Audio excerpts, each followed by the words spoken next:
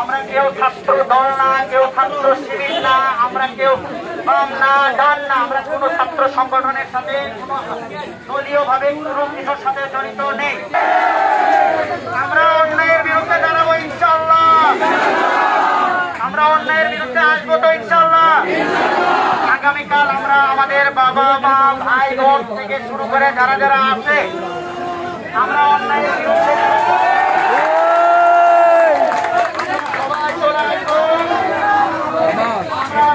আগামীকাল 10টায় এখানে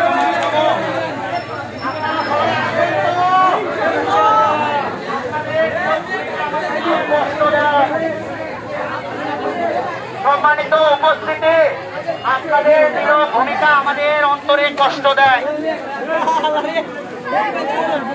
ভাই, দেশের এই কঠিন মুহূর্তে যেখানে 200-র উপরে মানুষজন হতাহত, যেখানে 200-র উপরে ছাত্ররা হতাহত, 100-র উপরে ছাত্রছাত্রী হতাহত হওয়ার পরেও আমাদের দাবিগুলো মেনে নেওয়া হয়নি।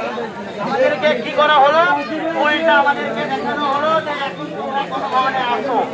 আমরা আমাদের ভাইদের রক্তের উপর দিয়ে কি গণভবনে যেতে পারি? আমরা আমাদের ভাইদের রক্তের উপর দিয়ে কখনো যাব না, যাব না। আমরা চাই এই সরকার এই স্বৈরাচারের বিরুদ্ধে আমরা দাঁড়ালে সবাই তাদের বিরুদ্ধে আমরা এক দফা এক দাবিতে আছি। আমরা সেই সরকারের পদত্যাগ দাবি করছি।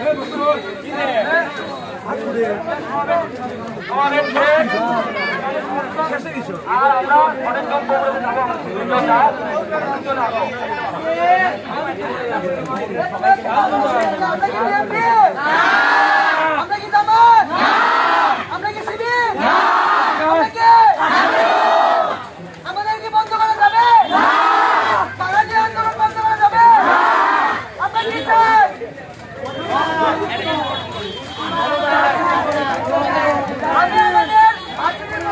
আহ্বান জানাই, দয়া করে আপনারা কালকে থেকে আমাদের সাথে সংযুক্ত হলে মিছিলে লিড দিবেন।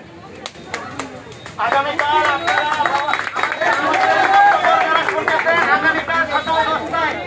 ঘরে বসে থাকার মতো অবস্থা নেই। আগামীকাল সকাল 10টায় যেখান থেকে পারেন আমাদের সমাবেশে যোগ দেবেন।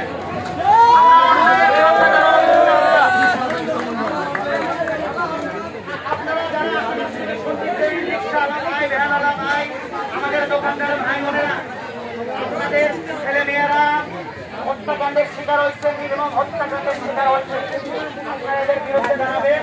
আমরা ইনশাআল্লাহ আগামীকাল সকাল 10টায়